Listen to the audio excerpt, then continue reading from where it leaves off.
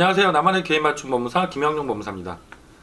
이번 시간에도 제가 최근에 진행하고 있는 대구지방법원의 파산 면책 사건을 가지고 그 파산 신청하실 때 자녀들의 재산이 있는 경우에 어떤 게 문제가 될 수 있는지 이 부분을 말씀드리려고 합니다.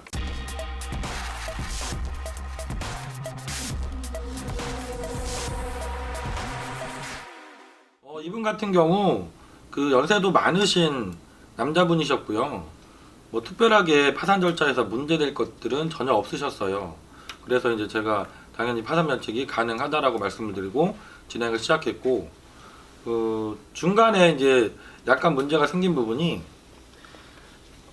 아드님 명의로 최근에 이제 부동산이 취득이 된 사정이 있었습니다. 그래서 법원에서는 우리가 제출하는 서류 중에 채무자 개인 본인의 자료만 제출을 요구하시는 게 아니라 부모님, 배우자가 있으면 배우자, 자녀가 있으면 자녀까지도 그 재산 상황에 대한 소명 자료를 요구하시거든요. 근데 채무자 개인 파산인데 왜 부모, 배우자, 자녀 재산 상황까지 소명하느냐? 이 부분은 내가 내 돈으로 가족들 명의로 재산을 형성한 게 없는지, 그러니까 재산을 은닉한 정황은 없는지 이런 것들을 파악하시겠다고 자료를 요구하시는 거거든요. 그래서 기본적으로 들어가는 자료가 내 거 자료 이외에 가족들 자료로 들어가는 것이 재산 상황을 파악하기 위해서 지방세 세목별 과세 증명서를 요구하고 계시고 지적전산 자료 조회를 요구하고 계십니다. 그리고 자동차가 있는 경우에는 자동차 등록 원부까지 요구를 하고 계시죠. 이 세 가지 서류를 보면 대부분의 재산은 어떤 것이 있는지 파악이 가능하신 거죠.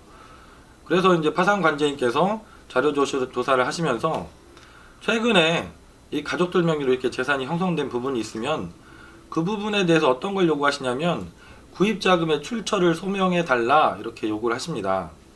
그래서 내가 자녀들 명의로 배우자 명의로 이렇게 재산이 최근에 취득됐더라도 그 구입자금의 소명처만 정확하게 소명을 해주실 수 있다면 이 문제가 되지 않는 경우죠. 그래서 이제 아까 말씀드렸던 이 사례에서도 자녀분 명의로 최근에 이제 부동산들이 몇 가지가 취득이 되었지만 그 상의를 드렸더니 자녀분께서는 정상적으로 직장 생활을 오래 하고 계신 분이었고 그분의 소득 자료를 제가 쭉 뽑고 그분의 통장 거래 내역을 쭉 받아 보니까 그 부동산 취득 자금이 소명이 충분히 가능한 분이셨기 때문에 그 자료를 법원에 지금 제출을 하고 겨우 문제가 되지 않고 면책 결정을 받으실 것으로 보입니다. 오늘 시간에는 내가 이제 자녀들 명의로 부동산이나 최근에 이제 자산이 형성된 경우에 어떤 자료를 제출해야 되고 문제가 될 수 있는지 이 부분을 설명을 드렸습니다. 실제로 파산이라는 제도는 정말 내가 소득이 없거나 소득이 있으시더라도 생계비보다 미치지 못하는 소득, 그래서 실질적으로 내가 채무 지급불능 상태에 빠지신 분들을 구제하기 위해서 있는 제도이죠. 이 제도를 악용하시면 안 됩니다. 어제 상담 오셨던 분이 작년에 자녀 명의로 따님 명의로 재산을 취득하셨는데 그 자금 출처를 제가 물어보니까 이게 어머님이 모으셨던 돈으로 따님 명의로 재산을 취득하신 경우셨어요. 그래서 제가 파산 면책 신청을 해드리는 게 불가능합니다 하고 돌려보내드렸는데요. 이런 것처럼 내가 법원에 내가 빚을 갚는 것이 불가능한 상황이신 분들이 구제해달라고 신청하는 제도인데 이것을 악용하시려고 생각하시면 안 됩니다. 법원에서 모르고 넘어가겠지 이렇게 생각하시고 진행하라고 있는 제도가 아닙니다. 이런 분들 때문에 법원에서 그런 채무자 본인에 대한 자료뿐만이 아니라 여러 자료들을 요구하게 계시고 전국적으로 법원들이 계속 추가로 제출하는 자료들이 많아지고 있는 겁니다.